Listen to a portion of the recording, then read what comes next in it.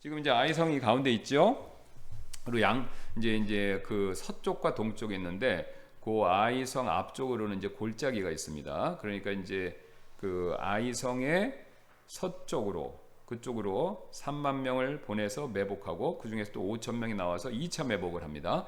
그 다음에 이제 본진이 앞으로 나와서 이제 싸우려는 척을 하는 거죠.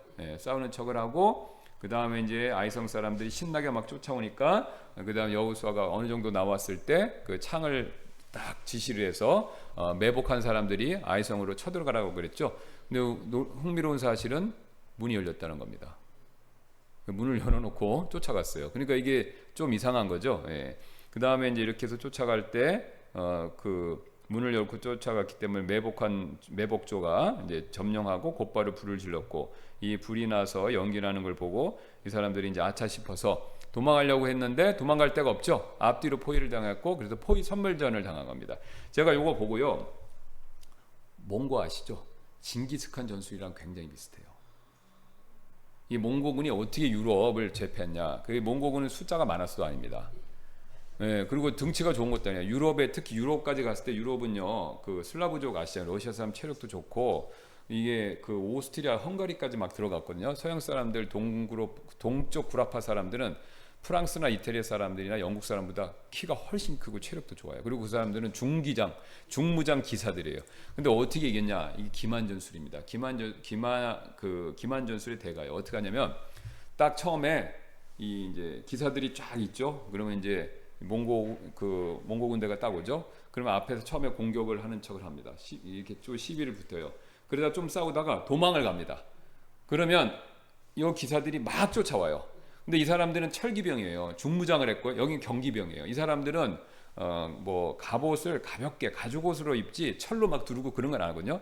말도 작고 여기 말도 크고 그다음 말도 무장을 하고 다 갑옷을 입히고 그래서 막 쫓아옵니다. 그럼 이렇게 도망가잖아요. 그럼 이 사람들은 몽골 사람들은 활을 너무 잘 써서 말을 탄 채 이렇게 돌아서 활을 쏜대요. 그러니까 쫓아오는 사람들을 막 쏴서 떨어뜨리면서 막 이제 쫓아가는 거죠. 그러면 이제 화살을 막 맞으니까 약이 바짝 오르잖아요. 그래서 더 쫓아간다는 겁니다. 그러면 막 몇 시간을 끌고 다닌다는 거예요. 그럼 몇 시간을 끌고 가다가 양쪽에 이제 포위해 놓은 데, 매복해 놓은 데가 있대요.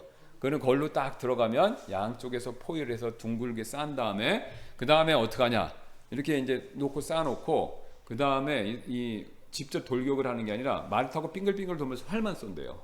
네, 활만. 네, 활만. 뭐 활을 뭐 너무나 기가 막히게 쏘니까 그러니까 그래갖고 자기들의 피해는 최소한으로 하고 상대방에게는 엄청난 타격을 가해서 그러면 이제 여기는 말이 지쳐갖고 쫓아도 잘 못 간다는 거예요. 그렇게 한 다음에 마지막에 이제 직접 들어가갖고 이제 완전히 다 전멸시키는데 이게 이제 망구다이라고 하죠. 이름까지 있습니다.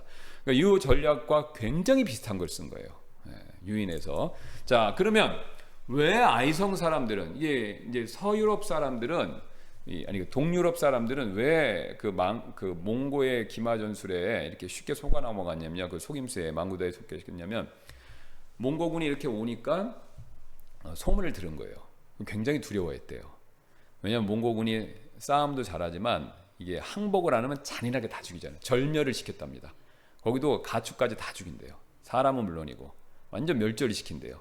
그러니까 항복을 안 하고 싸우면 다 우리는 멸절이다.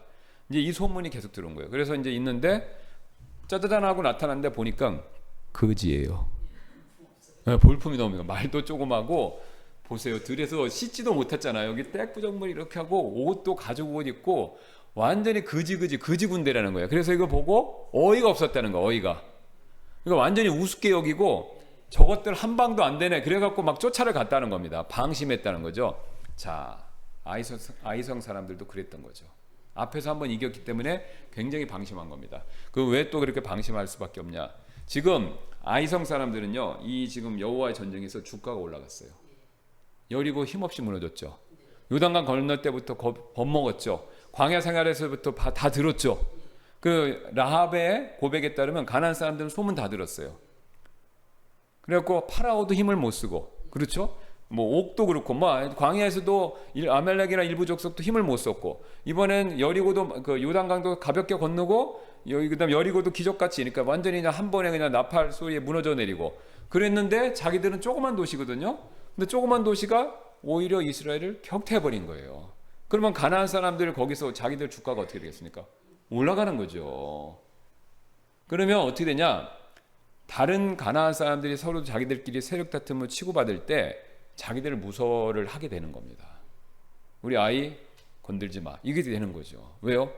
이스라엘도 물리쳤으니까. 그러니까 이제 굉장히 지금 아이성 사람들은 이게 올라가 있는 거예요, 지금요. 그래서 이제 그거를 또 다 이제 캐치를 하고 이게 이제 그 지금 유인책을 썼는데, 자 여기서 우리가 첫 번째 이제 원칙을 하나 발견할 수 있는데요. 하나님은 다양한 방법으로 자신의 약속을 성취하신다라는 것이죠. 여러분 한번 생각해 보세요. 앞에 있었던 여리고에서는요, 누가 멸망시켜 주셨습니까? 하나님이 하셨죠. 하나님이 초자연적으로 역사하시는 전사의 하나님이에요. 그죠? 그러니까 이게 지금 무슨 전쟁입니까? 여호와의 전쟁이죠. 거룩한 전쟁이 여호와죠. 그러니까 하나님의 여호와 전쟁이기 때문에 누가 나가서 싸우시는 거예요? 하나님이 싸우시는 거예요. 그러니까 지금 하나님이 여호와 전쟁을 요단강 건너면서 여호와 전쟁을 선포하셨잖아요. 그리고 하나님이 전사하시기 때문에 내가 시범을 보이게 하고 첫 번째 케이스로 어떻게 하신 거예요? 여리고를 직접 무너뜨리신 겁니다. 직접 무너뜨리신 거예요. 자, 반면 이 아이성 전투는요, 사람들, 여호수아와 백성들의 혼연일체된 사람들의 역할이 굉장히 두드러지죠. 굉장히 두드러져요. 지금 뭐 아이성이 저절로 무너지고 이런 거 하나도 없습니다. 기적이 하나도 안 나타나요. 그러면 근데 자, 두 지금 여리고 싸움과 아이성 싸움에 근데 공통점이 있습니다. 하나는 하나님이 직접 개입하시고, 이거는 하나님 직접 개입하지 않으셨지만 이 작전도 하나님께 나왔기 때문에 결국 둘 다 공통점은 하나님께서 역사해 주셔서 승리를 얻을 수 있다라는 그런 똑같은 공통점이 있죠. 자, 그 근거로 하나님께서 여호수아에게 매복을 지셨죠. 매복. 그러니까 하나님이 지금 아이성 사람들의 심리 상태를 꿰뚫고 계신 거예요. 그러니까 이거 매복을 해놓고 꼬시면 마음이 높으니까 나올 테니까 하나님이 아신 거예요, 벌써. 교만함을 아시고 매복 작전을 써라 하고 하나님이 신호를 딱 보내신 거죠. 그러니까 이제 거기 2절에 이렇게 말씀하시지 않습니까? 너는 여리고와 그것의 왕에게 행한 것 같이 아이와 그것의 왕에게 행하되 오직 거기에서 노력한 물건과 가축은 너희를 위하여 탈취물로 취하라. 너는 그 도시를 얻기에 그 도시 뒤에 복병을 둘지니라. 그런데 흥미로운 사실은 하나님의 복병을 둘 때 어떻게 하라 구체적인 진술은 없어요. 이게 여리고하고 또 차이점입니다. 여리고는 매일 돌아라. 그 다음에 제사장이 나팔을 불면서 돌아라. 마지막 날은 몇 바퀴요? 또 7바퀴 돌고 외쳐라. 굉장히 디테일하게 하나님이 주셨어요. 근데 여기는 매복만 하라 그러고 디테일은 없습니다. 그런데 세부 사항은 누가 세웠습니까? 여호수아가 세웠죠.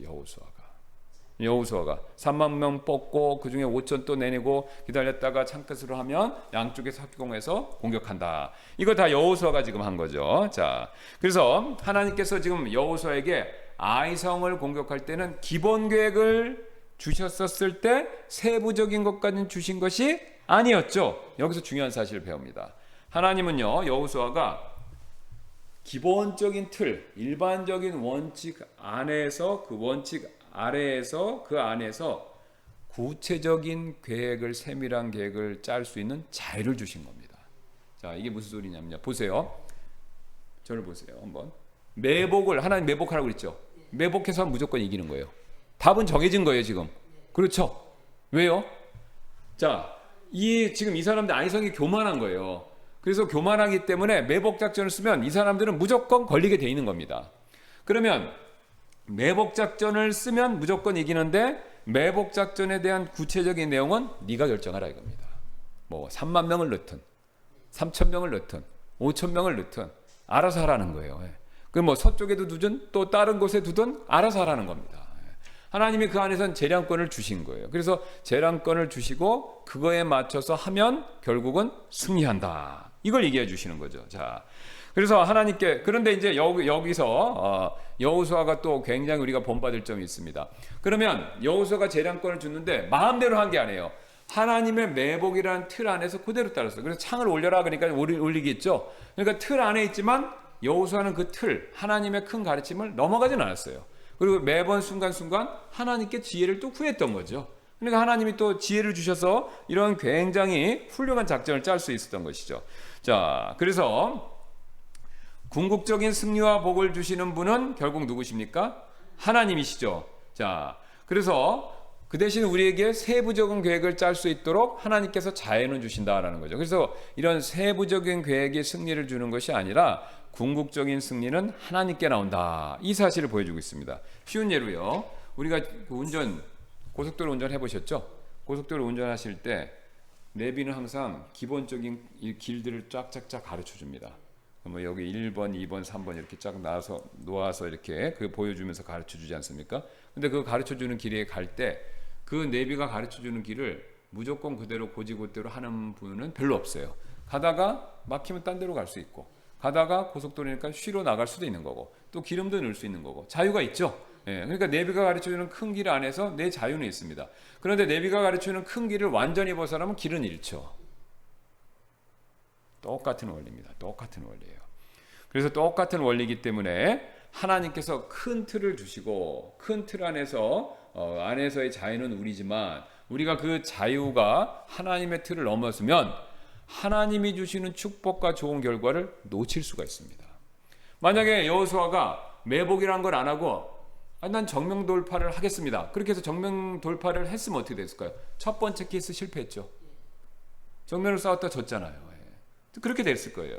그러나 여호수아는 테두리 안에서 하나님이 시키는 큰 틀을 지키면서 세부적인 상황은 내가 자유롭게 했다. 그러나 모든 것의 배후에는 하나님이 계시고 하나님이 그것을 책임져 주시기 때문에 우리는 그 틀 안에서 움직여야 된다라는 것이죠. 예. 그래서 이게 여러분 굉장히 중요한 원리가 됩니다. 하나님께서 한번 생각해 보세요. 이 원리가 어디에 처음 나오냐면요. 동산에서 선악과와 모든 과일을 먹는 그 규정이 나와 있습니다.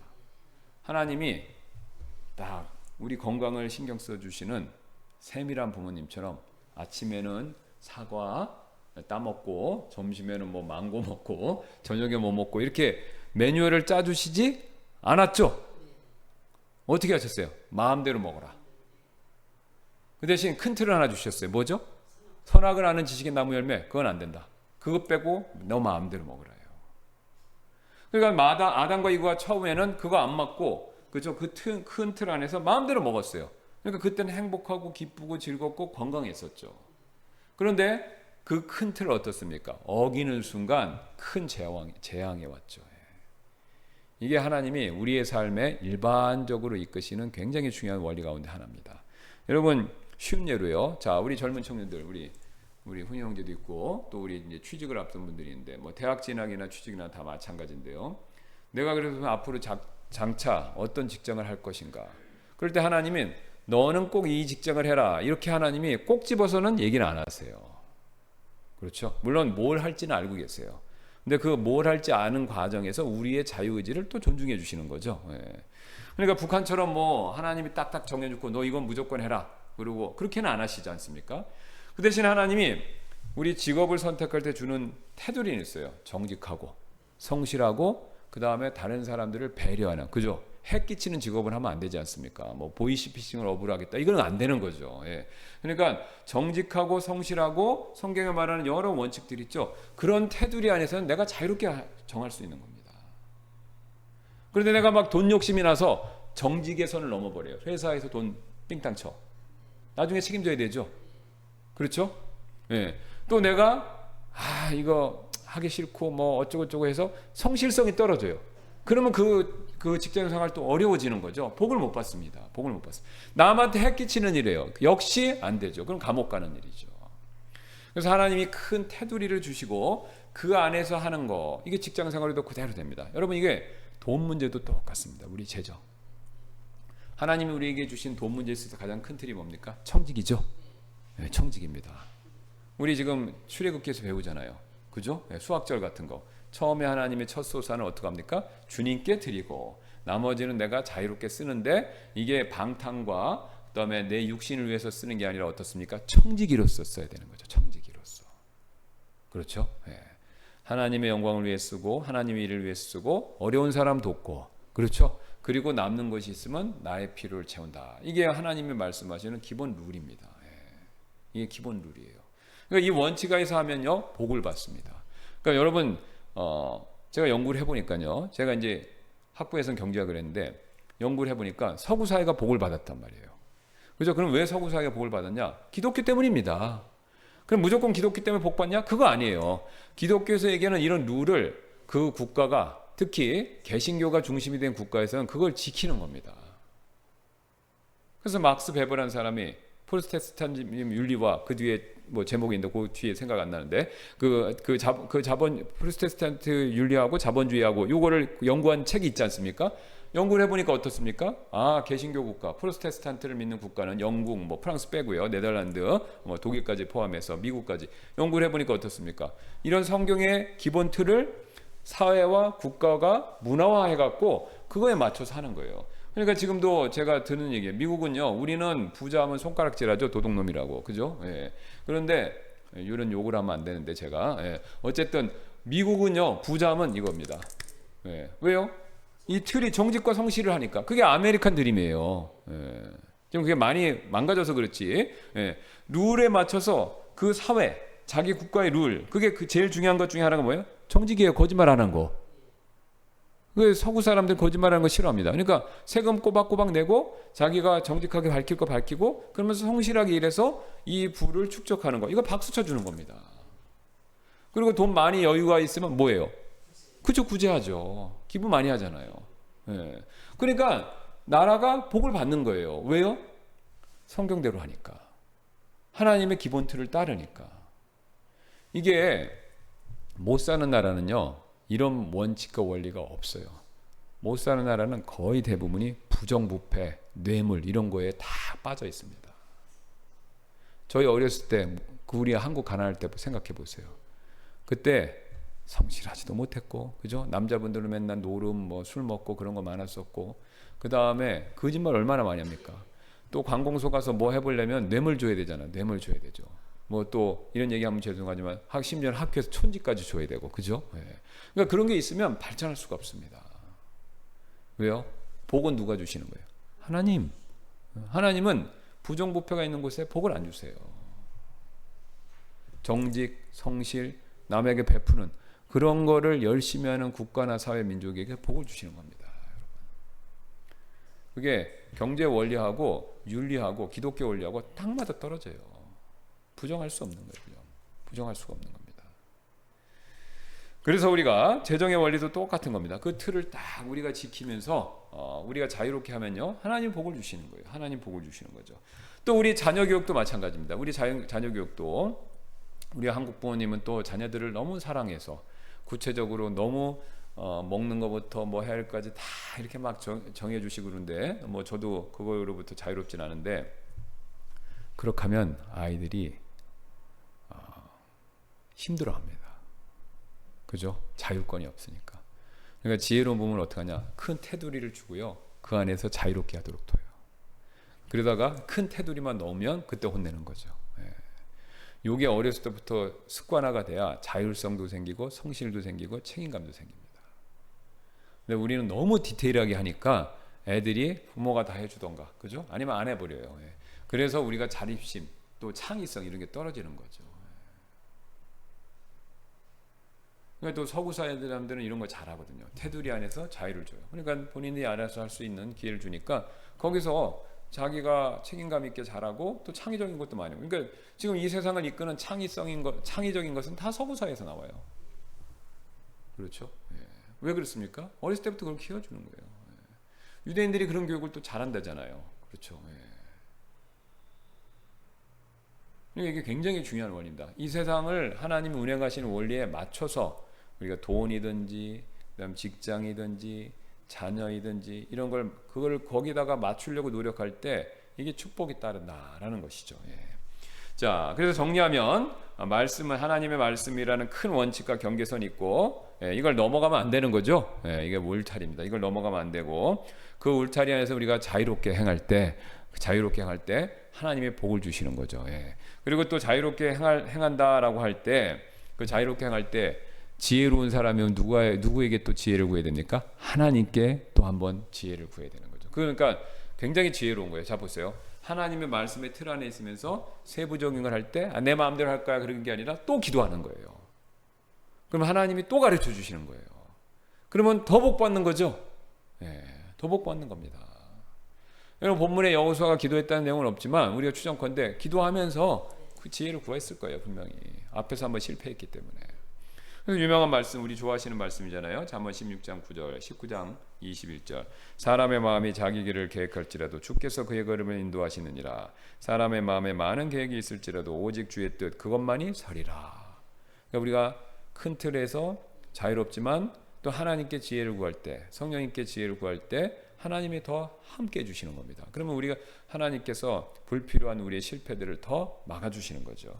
자, 이것뿐만이 아닌데요. 오늘 본문이 우리가 또 다른 원칙 한 가지 더 가르쳐주죠. 원칙 두 번째, 하나님은 우리의 불순종을 징계하시지만 그 징계하시는 목적은 회복을 위해서다. 멸망이 아니라 회복을 위해서다. 자, 아이성의 첫 번째 전투의 패배의 원인은 뭡니까? 불순종이었어요. 뭐 전략적 실수, 그저 군대 수 이게 적어서가 아니라 아간의 죄로 인한 불순종, 이게 문제였었죠. 자, 그래서 이스라엘 전체가 하나님의 진노를 경험하게 됐었죠. 그 다음에 또 하나가 있습니다.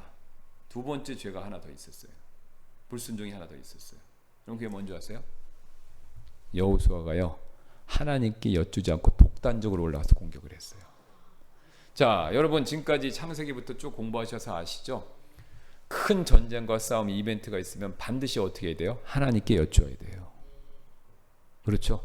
특히 전환기적인 사건에 임했을 때는 하나님께 여쭤봐야 돼요. 아브라함이 열심히 와서 가나안 땅에 왔는데 기근 났다고 어디 내려갔습니까? 이집트 내려갔다 봉변 당했죠. 그 다음에 또 거기서 참고 기다리다가 자꾸 애가 안 생기니까 어떻게 했습니까? 하나님께 안 여쭤보고 하갈을 얻었죠. 그래서 난리 난 거 아닙니까? 그러니까 결정적인 일, 중요한 그런 하나님의 요구사항이 있을 때는요, 하나님께 여쭤봐야 돼요. 근데 이게 7장 1절부터 시간이 없어서 제가 읽지는 않겠는데 쭉 보시면요, 이게 하나님께 여쭈는 장면이 없어요. 한번 제가 빠르게 한번 읽어볼게요. 7장 1절 보겠습니다. 그러나 이스라엘 자손이 저주받은 물건으로 인하여 범법하였더라. 유다 지파에 속한 세라의 자손이여 삽디의 자손이여 갈미의 아들 아간이 저주받은 물건 중에서 취하였으니, 자 보세요. 주의 분노가 이스라엘 자손을 향해 타올랐더라. 지금 여리고를 완전히 무너뜨리고 지금 아간이 딱 죄를 그걸 취했을 때 하나님은 분노하신 거예요. 근데 분노한 상태가 있는데 하나님이 지금 화나셨는데, 화난 상태에 있는 하나님이 화난 상태에 있는데도 여호수아가 여기서 한번 여쭤봤으면 패배는 면할 수도 있었어요. 올라가지 말라. 그리고 아간 문제부터 처리해라. 하나님 이렇게 말씀하셨을 수 있어요. 그런데 여기서 여호수아도 왜 그랬는지 앞불싸 올라가야 되는지 말아야 되는지 어떻게 싸워야 되는지 묻는 일이, 기도하는 일이 없었다는 겁니다. 이게 두 번째 죄예요. 하나님께 여쭙지 않고 대뜸 올라갔다는 거죠.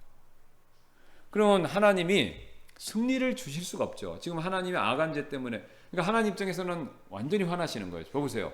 드디어 이제 400년 만에 가나안 정복을 목에 앞두고 있는데, 그래서 하나님이 여호와 전쟁을 선포하시고 이제 하나님이 나서셔서 전사로 싸우셔서 그거를 성을 무너뜨리셨는데, 거기에 물질 욕심 때문에 하지 말라는 거 분명히 경고했는데 그걸 하니까 하나님은 어떻습니까? 화가 나실 수밖에 없는 거죠. 그런데 거기에 기름을 또 부은 거예요. 여호수아가 물어보지도 않고 또 올라간 겁니다.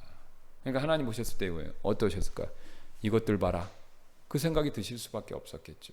그러니까 당연히 하나님이 내버려 두시고 복을 안 주니까 그 조그만 아이성 사람들에게 싸웠다가 싸움 걸었다가 완패당한 거죠. 애꿎은 36명만 죽은 거죠. 용사들 가운데서. 자, 그래서 여기 교훈들이 있죠. 우리가 짓는 죄와 불순종은요, 개인뿐만 아니라 공동체 전체에 영향을 끼친다. 그죠? 엄마 아빠가 뭔가를 잘못하면 가족 전체에 영향을 미칩니다. 그렇죠? 네. 또 학교에서 선생님이 뭘 잘못하시면 학교 전체에 학생까지 영향이죠. 그렇죠? 교회에서 또 목회자나 집사님들 같은 리더들이 잘못하면 교회 전체가 또 영향이 있습니다. 국가에서 대통령 잘못하면요, 나라 심지어 망하기도 하는 거죠. 예. 그 조선의 왕들 보세요. 결단 잘못해갖고 나라가 절단난 적이 얼마나 많습니까? 예. 지금도 똑같습니다. 지금도 똑같아요. 예. 그러니까 개인의 순종이 개인에게서만 끝나는 게 아니라 공동체 전체에 영향을 미친다는 거죠. 예. 그 다음에 하나님께 중요한 일이 있어서 중요한 일에 인생의 중요한 일 그런 사건들에 있어서 하나님께 상의하지 않고 독단적으로 행동하는 것은 하나님의 축복을 받기가 어렵다는 겁니다. 자, 그러나 회개 후에는요 하나님께서 어떻게 하셨습니까? 다시 기회를 주셨어요. 그 다음에 순종했기 때문에 승리를 주셨죠. 자, 그러니까 여기 하나님께서 지금 7장 25절 26절 보세요. 26절 보겠습니다. 그들이 그 위에 돌무더를 크게 쌓았더니 이날까지 이르렀더라. 그리하여 주께서 그분의 맹렬한 분노에서 돌이키셨더라. 지금 아간을 처리하고 처단하고 돌무더기를 쌓아놓으니까 하나님의 분노가 사라졌죠. 돌이키셨죠. 그런지 그곳의 이름을 이날까지 아골골짜기라 불리더라. 자, 그 다음에 놀랐습니다. 8장 1절이에요. 그대로 넘어가는 겁니다. 또 주께서 여호수아에게 이르시되 보세요. 두려워하지 말고 너는 놀라지도 말라. 오히려 하나님 어떻게 했어요? 위로해 주시는 거죠. 지금 기가 죽었으니까 기를 살려주시는 거예요. 두려워하지도 말고 놀라지도 말라. 싸울 수 있는 온 백성을 거리고 일어나서 아이로 올라가라. 이제 하나님 지시를 주시는 거죠. 이제 싸우러 가라. 딱 얘기하는 거죠. 그래서 보라, 내가 아이 왕과 그의 백성과 그의 도시와 그의 땅을 내 손에 주었노라. 승리까지 보장해 주신 거죠. 첫 번째 아이성 전투의 싸움에는 완전히 확연한, 완전히 다른 그런 결과를 하나님이 말씀해 주고 계신 것이죠. 자, 그래서 게다가 이번에는 하나님 보너스도 주셨죠. 노량물을 어떻게 하라고 그러신 거예요? 가져가라고 그러셨죠. 노량물을 또 취하도록 그것까지 2장에 허락을 해주신 거죠.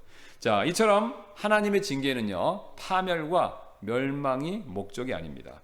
우리에게 회개와 회복을 주시려는 오히려 일종의 사랑의 손길이다라는 거죠. 사랑의 손길이다라는 거죠. 그래서 우리가 실패했을 때 여러분 그게 끝이 아닙니다. 나는 실패야. 죽어야 돼. 그리고 그리스도인들이요 스스로 극단적인 선택을 하는 분들이 있어요. 저는 봤고 듣기도 하고 보기도 했어요. 근데 여러분 우리의 실패는 그걸로 끝이 아닙니다. 오히려 우리가 돌아서서 회개하고 순종할 때 어떤 일이 있습니까? 새로운 시작을 열어주시는 거예요. 여기서 우리가 또 다른 원리를 발견하는데요. 하나님은 회개하는 자에게 항상 세컨 찬스, 두 번째 기회를 꼭 주신다 이겁니다. 여러분 아간이 참 안타까워요. 제가 볼 때. 왜 그랬죠? 좀만 참았으면. 그죠? 지금 욕심 나갖고 하지 말라고 그랬는데 그냥 꾹꾹 참고 기다렸으면 하나님께 다 드리고 그 다음에 이제 아이성 올라갔었을 때 그죠? 그러면 질 이유가 없어요. 이제 하나님의 화가 안 났는데 왜 집니까? 설령 그 여호수아가 기도를 안 했다 하더라도 질 이유가 없는 거예요. 그러니까 결국은 하나님이 승리를 주실 거고 노량물도 주시겠죠. 그러니까 아간이 좀만 참았으면 이런 불행한 결과를 겪지 않을 수 있었는데 아간이 어땠습니까? 인내하지 못해서 그죠? 게다가 하나님이 회개할 기회를 안 주신 것도 아니에요. 4번 제복복기가 딱 걸렸죠. 앞에 3번의 기회 주신 거예요. 그 3번 동안 그는 충분히 회개할 수 있었습니다. 그 회개하지 않고 마지막에 딱 걸려버렸기 때문에 어쩔 수 없이 자백했고 그는 자신의 죄에 대한 책임을 스스로 질 수밖에 없었다는 거죠. 그러나 반대로 여호수아와 백성들은 회개하고 자신의 죄를 주님 앞에 인정했죠. 그러니까 하나님은 어떻게 합니까? 용서도 해주시고 격려해 주시면서 다시 싸울 수 있는 힘을 주시는 거죠. 자, 그러면서 하나님께서 전리품까지 주시는 은혜까지 또 보너스를 주시고 그래서 우리가 여기서 우리 자신에게 꼭 적용해 볼 수 있는 내용이 어떤 것이 있냐면요. 여러분 우리도 넘어질 수 있어요. 그렇죠? 아간처럼 또 이스라엘 백성들처럼 또 기도하지 않았던 여호수아처럼 우리도 넘어질 수가 있습니다. 자, 그러나 우리가 회개하면요. 하나님 반드시 두 번째 기회를 주십니다. 세컨 찬스를 주세요. 왜 그렇죠? 우리 안에 있던 어떤 선한 것이 아닙니다. 그렇죠? 하나님께서요. 우리를 보실 때 예수 그리스도의 피와 의에 힘입어서 우리를 어떻게 보시는 겁니까? 하나님 앞에서 온전한 사람으로. 그렇죠?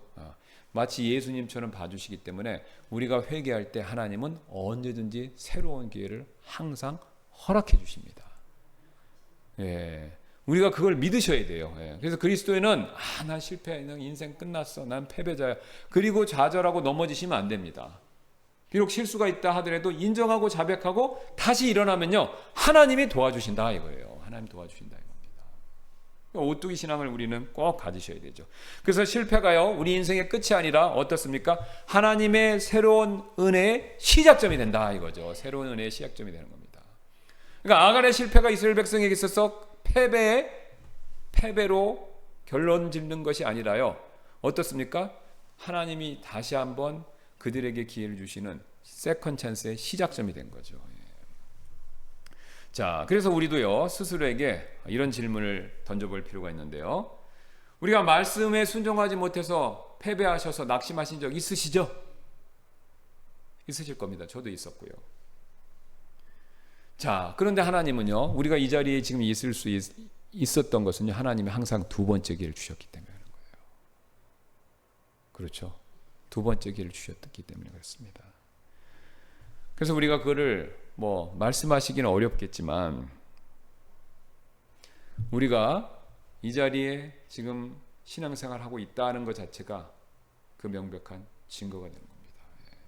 또 내일에 우리가 실패가 있다 하더라도 하나님은 여전히 두 번째 기회를 또 주십니다. 그래서 우리는 또 앞으로 나갈 수 있는 거죠. 그러니까 항상 우리는요, 하나님이 우리가 회개하고 또 다시 한번 하나님 앞에 은혜를 구할 때 그 은혜를 주신다라는 사실을 생각하면서 감사해야 됩니다. 감사. 패배한 걸로 원망할 게 아니라 하나님이 또 한 번 기회를 주시겠지. 그걸 믿고 힘을 내고 감사해야 된다는 거죠.